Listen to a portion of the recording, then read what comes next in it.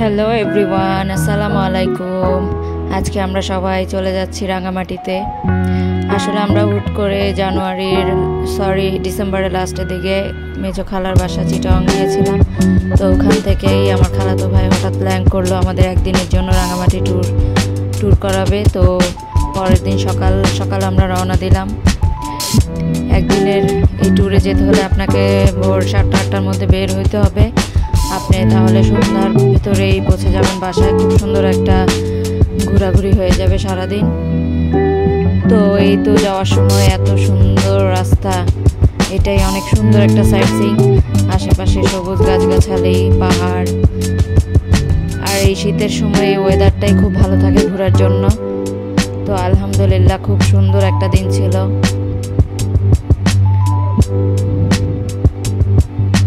এই তো সুন্দর রাস্তাটা দেখতে দেখতে যাচ্ছি। আমার জীবনে এই ফার্স্ট টাইম আমি রাঙামাটি যাচ্ছি। খুবই সুন্দর। আপনারা সারাদিনের জন্য এখানে একটা বোট ভাড়া করতে পারেন। 6-7টা পয়েন্ট আছে, ওনারা আপনাদেরকে সুন্দরভাবে থামায় ওইখানে দেখাবে প্রত্যেকটা পয়েন্ট। তো এইখানে রাস্তাগুলো যে এত সুন্দর আর কখনোই দেখিনি। দেশের বাইরে ঘুরছি, কিন্তু দেশের মধ্যেই যে এত সুন্দর জায়গা আছে সেটা জানতাম না। সিমলা মানালির রাস্তাগুলো এমন খুব সুন্দর। এই যে পাহাড়,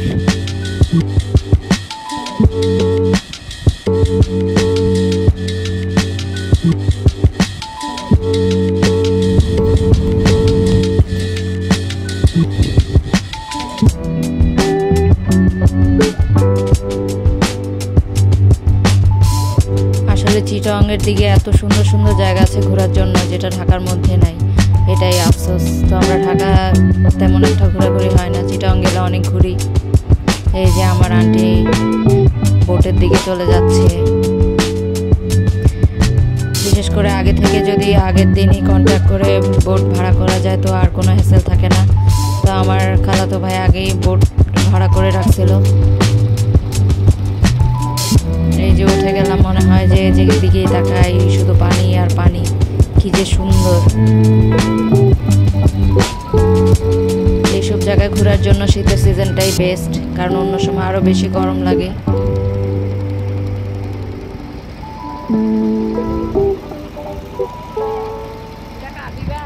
তো এখানে বোট ভাড়া করতে হলে 2000-2500 এর মধ্যেই হয়ে যায়।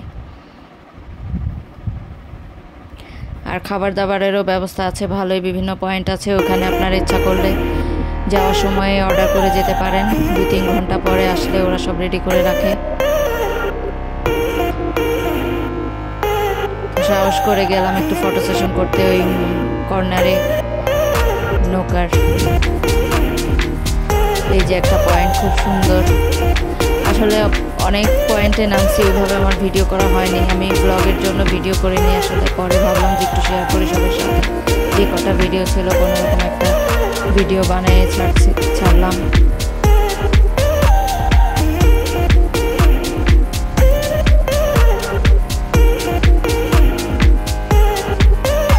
এই পানিটা এত ঠান্ডা, মনটা জুড়ায় যায় একদম।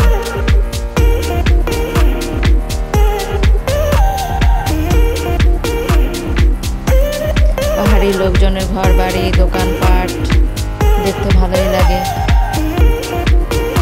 তো অনেকগুলো পয়েন্ট এইভাবে সিঁড়ি দিয়ে অনেক উপরে উঠতে হয়।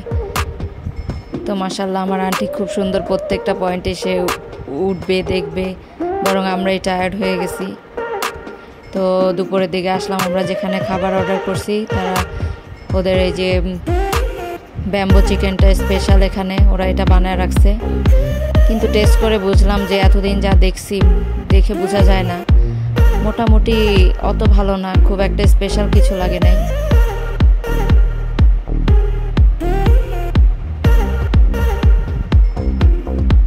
আর বিশেষ করে টুরিস্ট পয়েন্টে খাবারের দাম বেশি থাকবে, এটাই স্বাভাবিক।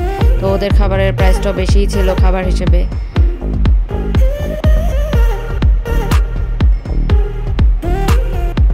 যাই হোক, সারাদিন ঘোরাঘুরির পরে মানুষের ক্ষুধা লাগে, তখন খারাপ লাগে না খেতে, মোটামুটি ভালোই ছিল। তো দুপুরে এমন একটা ব্রেক দেয় ওরা, এই খাওয়ার পরে আবার কয়েকটা পয়েন্ট ঘোরায়। ওইভাবে প্রত্যেকটা সুন্দরভাবে এনজয় করতে পারিনি, ইনশাল্লাহ নেক্সট টাইম গেলে করব। এই যে দেখতে দেখতে সন্ধ্যার দিকে চলে আসলাম আমরা সেই রাঙামাটির ব্রিজটা, ঝুলন্ত ব্রিজ। ওইখানে নেমে কিছুক্ষণ আমরা ঘোরাঘুরি করলাম, ওইটা আর ভিডিও করে নেই। খুব মজার মিষ্টি, আনারস, তেঁতুল এগুলো পাওয়া যায়। তো এই তো দেখতে দেখতে কয়টা 7টা 8টার দিকে আমরা রওনা দিলাম। আবার এত সুন্দর রাস্তা, সে রাতের ভিউটাও অনেক সুন্দর ছিল। তো দেখতে দেখতে আমরা বাসার দিকে চলে যাচ্ছি। যাক, আলহামদুলিল্লাহ খুব সুন্দর একটা দিন ছিল। সবাই ভালো থাকবেন, আল্লাহ হাফেজ।